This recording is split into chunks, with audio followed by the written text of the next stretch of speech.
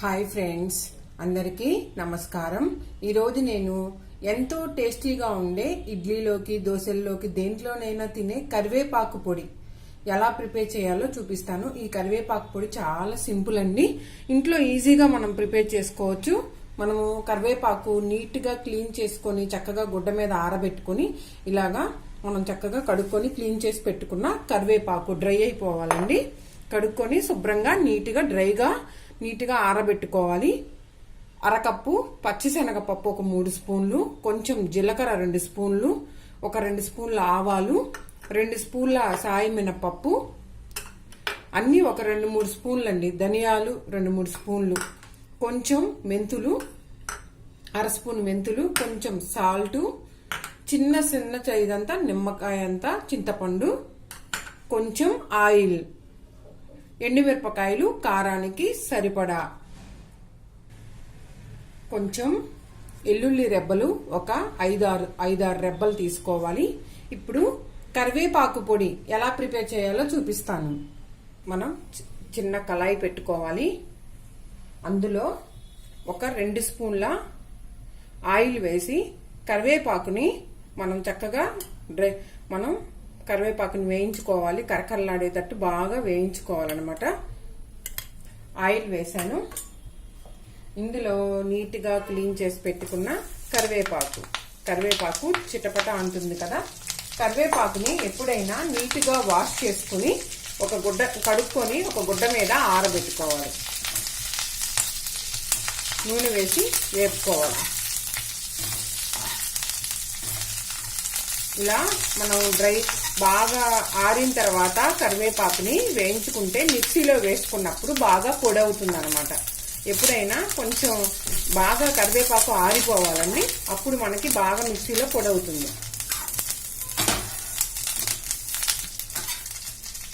ఇలాగా చక్కగా కరివేపాకుని వేయించుకోవాలి. కరివేపాకు వేగుతుంది కదా, ఇలా అంటే మనకి తెలుస్తుంది అనమాట.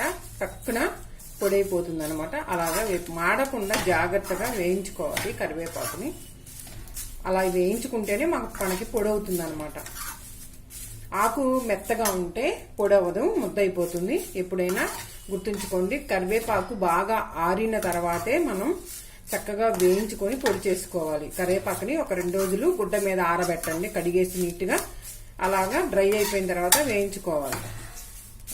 ఇప్పుడు కరివేపాకు చక్కగా వేగిపోయింది కదా, ఈ కలర్లో వస్తే సరిపోతుందండి మనకి. చక్కగా ఇలా చూసారా, ఇలా సౌండ్ వస్తుంది అనమాట. అప్పుడు మనం తీసి ఒక ప్లేట్లోకి వేసుకుందాం. ఇప్పుడు అదే పాన్లో ఇంకొక 2 స్పూన్ల ఆయిల్ వేసుకొని ఎండుమిరపకాయలని వేయించుకుందాం. 2 స్పూన్లు అయితే సరిపోతుంది. సరిపడా కారం చూసుకొని ఎండుమిరపకాయలను కూడా వేసి వేయించుకోవాలి.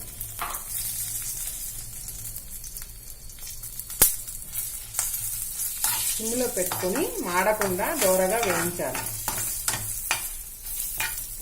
చూసారా, చక్కగా ఎండుమిరపకాయలు కూడా వేగుతున్నాయి. మాడకుండా ఇలా దోరగా వేయించుకోవాలి. చూసారా ఫ్రెండ్స్, చక్కగా ఇవి కూడా వేగిపోయాయి. వీటిని ప్లేట్లో తీసుకున్నాం కదా. అదే పాన్లో కొంచెం ఒక స్పూన్ ఆయిల్ వేసుకొని ఇందులో ధనియాలు, శనగపప్పు, మినప్పప్పు, పచ్చనపప్పు, సాయి మినపప్పు, ధనియాలు, జీలకర్ర, కొంచెం ఆవాలు, 1/2 స్పూన్ మెంతులు వేసి దోరగా వేయించుకోవాలి. ఈ పప్పులన్నిటినీ చక్కగా దోరగా వేయించుకోవాలి. ఒక 1/2 స్పూన్ అయితే ఆయిల్ సరిపోతుంది. నూనెలో బాగా ఈ పప్పులన్నిటినీ దోరగా వేయించుకోవాలి. మనం ఇందులో కావాలంటే నువ్వులు కూడా యాడ్ చేసుకోవచ్చు. నేనైతే నువ్వులు వేయలేదు. నువ్వులు వేసుకుంటే ఇంకా కమ్మగా ఉంటుంది. నువ్వులు లేవు, అందుకని వేయలేదు. నువ్వులు కూడా ఒక స్పూన్ వేసుకొని దోరగా వేయించుకోవాలి. అప్పుడు ఇంకా బాగుంటుంది. అందుకు నువ్వులు కూడా యాడ్ చేసుకోవచ్చు. ఇవి కూడా నూనెలో బాగా దోరగా వేగాలి. ఇప్పుడు ఇవి కూడా వేగాయి కదా, వేగుతున్నాయి కదా. ఇందులో చింతపండు వేసుకోవాలి, సరిపడ చింతపండు కూడా వేసుకొని ఒకసారి బాగా వేగనివ్వండి. చింతపండు కూడా యాడ్ చేసి కొంచెం వేగనివ్వాలి.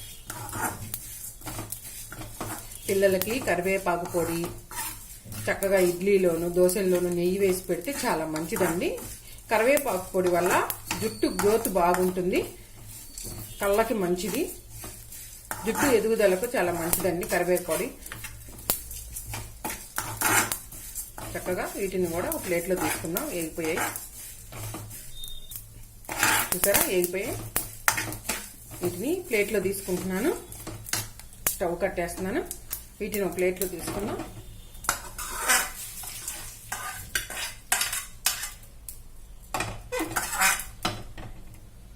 ఇది చూసారా, అన్నీ వేగిపోయాయి కదా, అన్నీ ఇలా మనం ప్లేట్లో తీసుకున్నాం కదా. ఇప్పుడు ఇవన్నీ చల్లారిన తర్వాత కరివేపాకుని మనం వీటన్నిటిని మిక్సీ పట్టుకుందాం. ఒక 2 నిమిషాలు చల్లారాలి. ఇవి చల్లారిపోయాయి, మనం ఇప్పుడు మిక్సీ పట్టుకుందాం. జాగ్రత్తగా ఈ మిక్సీ జార్లోకి వేసుకొని అన్నిటినీ మనం జాగ్రత్తగా మిక్సీ పట్టుకోవటమే. వీటిని మిక్సీలోకి వేసుకున్నాం కదా, ఇందులో సరిపడా సాల్ట్ వేసుకొని మనం మిక్సీ పట్టుకుందాం. మెత్తగా మిక్సీ పట్టుకుందాం. చూస్తారా ఫ్రెండ్స్, చక్కగా మెత్తగా పొడి అయిపోయింది. దీన్ని ఒక బౌల్లో తీసుకుందాం. కరివేపాకు పొడి,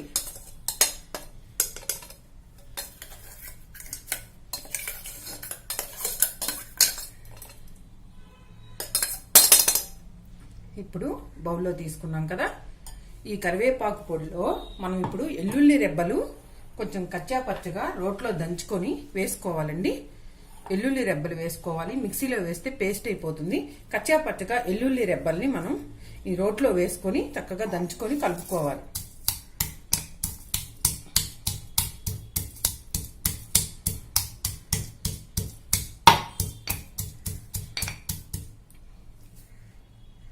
ఎల్లుల్లి రెబ్బల్ని కచ్చా పచ్చగా దంచుకున్నాం కదా.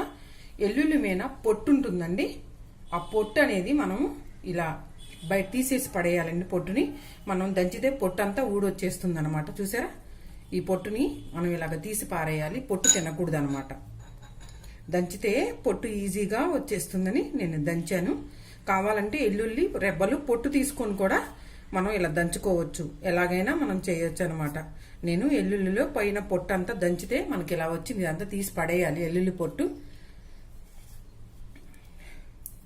ఎల్లుల్లి పొట్టు మంచిది కాదు కదా ఆరోగ్యానికి. దంచితే ఈజీగా పొట్టు వచ్చేస్తుంది. ఇప్పుడు మనం దీన్ని కలిపేసుకుందాం. చూసారా, ఈ పొట్టు అంతా తీసేసుకొని ఇప్పుడు ఇందులో ఈ పొట్టు తీసేసాం కదా, ఈ కారంలో వేసుకొని కలుపుకోవటమే. ఇలా కలిపితే కరివేపాకు కారం మంచి వాసన వస్తుంది. వేసాం కదా, కరివేపాకు పొడిలో ఈ ఎల్లుల్లిపాయలు వేసి మనం ఇలా కలుపుకోవటమే. కరివేపాకు పొడి రెడీ అయిపోయింది. ఎంతో టేస్టీగా ఉండే ఇడ్లీ దోశ అన్నంలో కూడా నెయ్యి వేసుకొని తింటే చాలా టేస్టీగా ఉంటుందండి. చాలా సింపుల్, పావు గంటలో అయిపోతుంది. అన్నీ వేయించుకొని పొడి చేసుకోవటమే, చాలా ఈజీ కూడా.